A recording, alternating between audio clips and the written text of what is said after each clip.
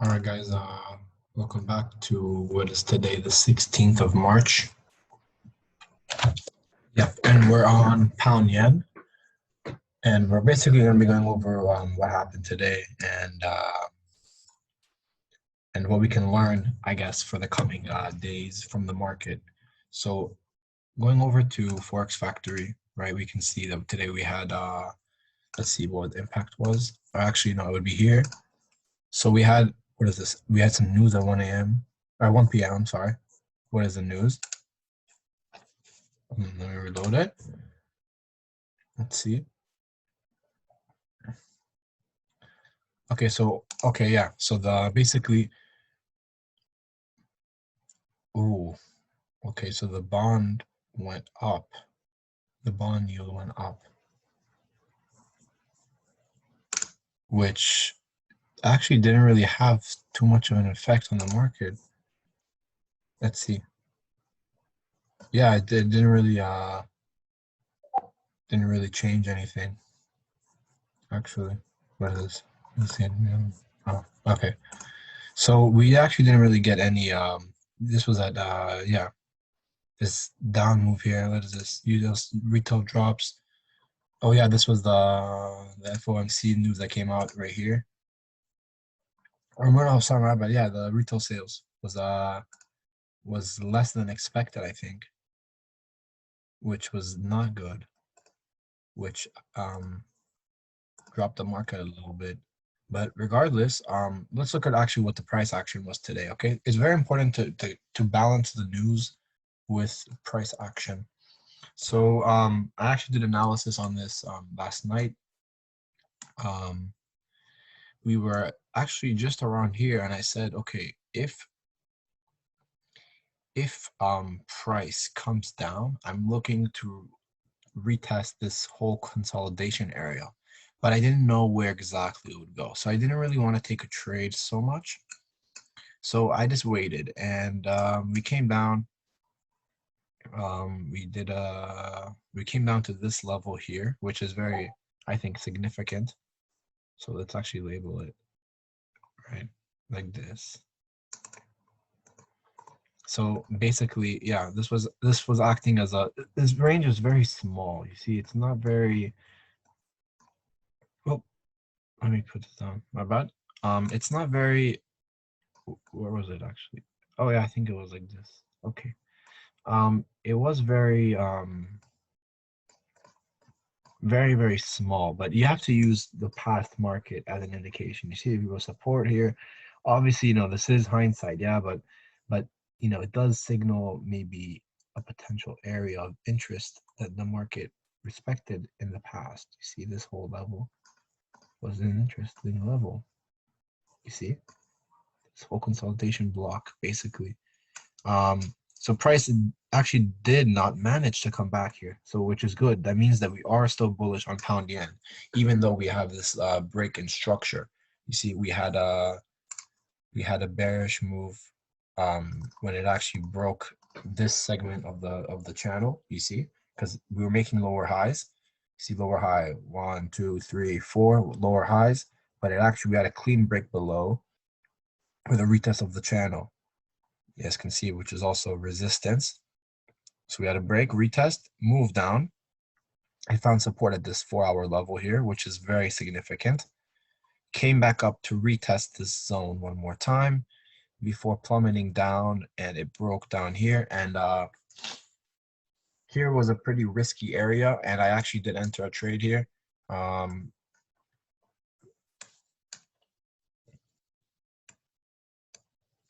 So my analysis was at the time was okay,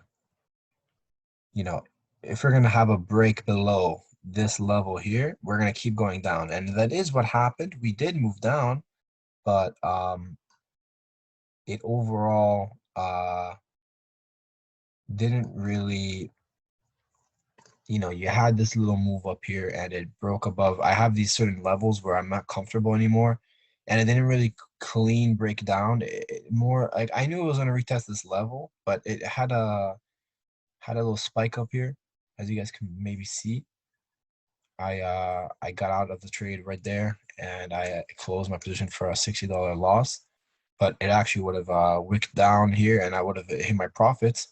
But it's okay. So what I learned from this was that the trade range was very small, so I shouldn't have entered the trade range. Um, I also had a resistance here, so I would have wanted to see price break below this resistance. But overall, I should have not entered this trade because it's just a very small range. It's just not worth it at this point. So that's something to identify as well. And my original analysis was if price um were to break above this strong level, then it's going to keep moving up. And that's actually what happened. This would have been my trade here. But I took a loss for today. I didn't want to overtrade. I didn't want to over risk. I didn't want to have FOMO. So I actually did not take that trade, even though I would have been that would have been a successful trade for me. Um, that's just what I think, I should have done, which I didn't do because, like I said, of FOMO. I didn't want to have any, you know, uh, what's it called, like fluctuations with my trading psychology, because that's something very important. You can't, if you take a loss, you got to call it a day. You can't keep, you know, risking at that point, because then you're gonna have emotions involved. And I like to take. I went to sleep, took a nap. I call it a day at that point. I get off the charts. I really don't want to be part of the market at that point. Um, but yeah, and I did map out these levels. This was a resistance level here, so I'd have taken off 70%, left the rest running. I would have taken off another 10% here, and then I would have taken my final targets up here. This would have been actually the winning trade um, that I should have stuck to, and I would have made it at 11:45. Yeah, I would have entered on this candle here. So look what happened, right? So we had a break retest. This was another opportunity to get in, because look at that. Price gave us a weak, a bearish pin bar. See, it's not pin bar. I'm sorry. It's a hammer candle. I don't even know what it's called, but it doesn't matter. Okay, it shows you that the direction is not bearish, even though it closed bearish. That's a retest candle. This is a bullish move. And like I said, there's always the people say, "Oh, hindsight," but okay, hindsight, but that doesn't mean that I wouldn't have entered, because I would have entered on this candle right here. On this candle, the second that this broke the high of these candles, I would have entered 100%. And I didn't, because of my trading plan. So the lesson for today is to learn to trade in correct and good ranges. This was a 22 pip range. This would have made me money today had I sticking in it. And you know what? I'm happy I took that loss, because this loss here, even though it hit my take profits, it would have actually, I would have, like I said, I would have made money here on this move down, because I said it's going to fill in this range here that the market's making. You see, which it did, but it did find resistance around this level. It closed at this level, which the market respected here. So let's actually label that right there. This was a pretty important level here that the market left us. And these are no longer of interest, because that was from the previous trade. That was my stop loss. That's not something that's like part of. I guess it's part of my strategy. I like to map out where I'm taking profit before it happens, so I know basically where I'm going. Right now, price is consolidating. You see, after 12, there's not, like, you see 12:45, and then it just barcodes. It's nothing. See, we're just in this range at this point. Yeah, so I'm not really looking at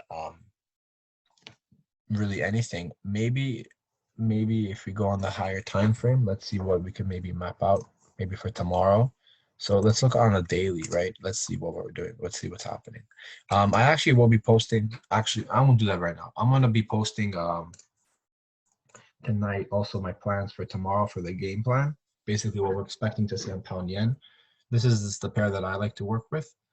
Um, so yeah, this was a pretty clean move here. I should have entered, but I did not, and this was definitely something that I learned from today. So I'm pretty happy with the loss that I took. Because you know what, I would have got stopped out, right? With this move down. Oh, it was in the 15 minute. I'm sorry. I would have been stopped out. I almost got stopped out, but I closed my position for a full loss. Here at this level.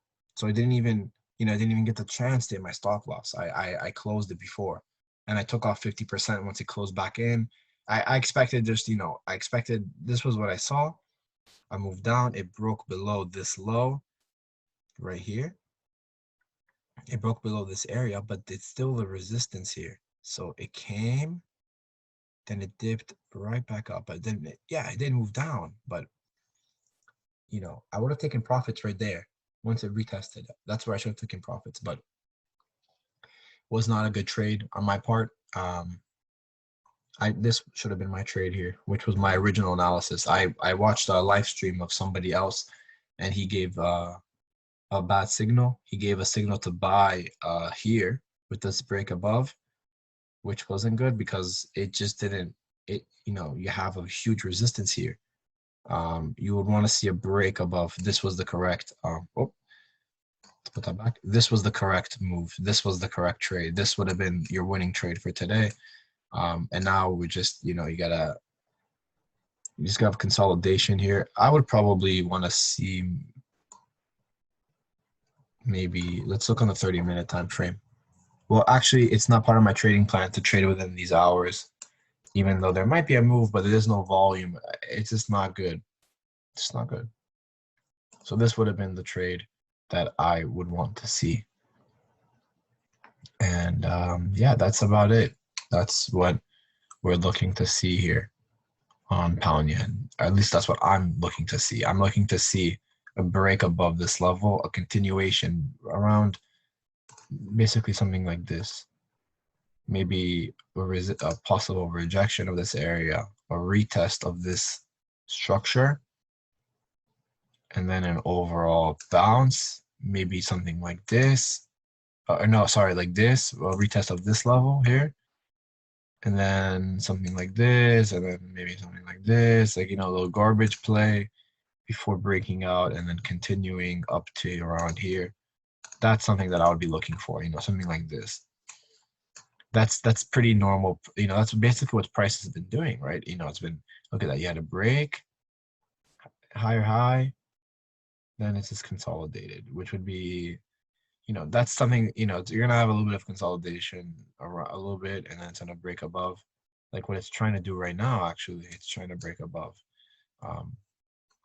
But I just don't want to be making trades in this time because of my loss today. I don't want to overtrade. I'm okay with taking the loss. And that's basically, yeah, that's what we're seeing. I think that it's important to mark these levels because you see this was actually a respected area by price, and now we're actually, you see, we're coming to respect it again. So I think at this point, any sort of break below this level,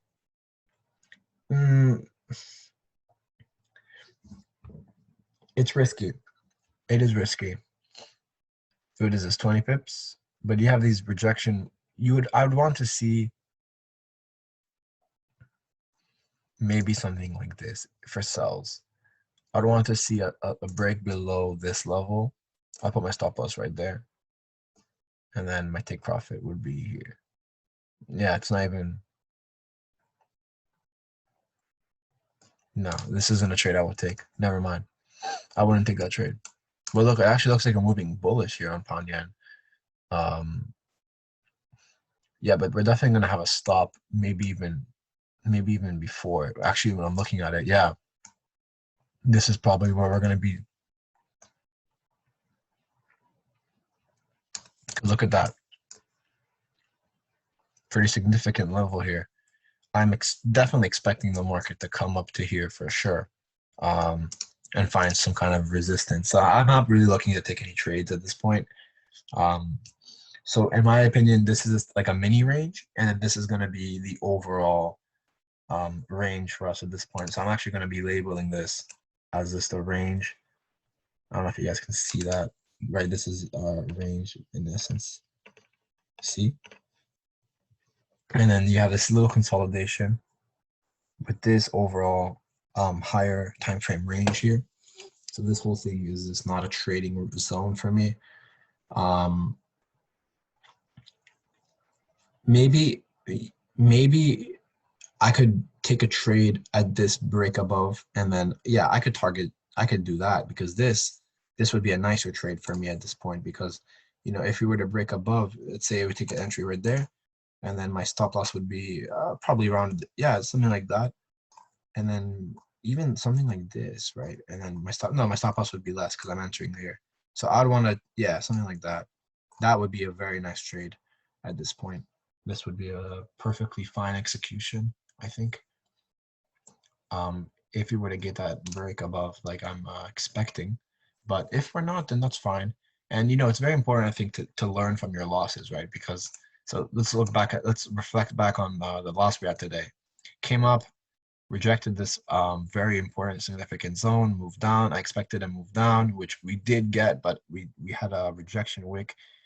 I had an impulsive move. I really thought we were gonna retest, and then maybe, I thought it was gonna be like an M pattern, like a cipher. I took out the cipher, but like 1, 2, 3, 4, which we did get, but yeah, this little junk in the middle before the actual move down. And this move was what stopped us out, because I put my stops around this candle here, and it didn't hit our stops. I just wasn't comfortable at that point. Even though I probably should have stayed in the trade and I would have made money, but it's okay. It's all good. I learned that I should trade with bigger ranges, and I learned my lesson. And you know what? These losses is what makes you a better trader. So, for me, I'm okay with it. I'm honestly fine with it. And this would have been my trade had I not been influenced by other factors. And I hope you guys took any lessons from this video, and yeah, just keep trading positive, and it's very important to master your emotions in this field.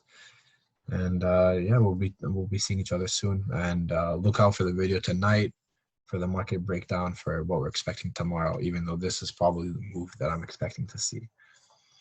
So yeah, take care, guys. Thank you.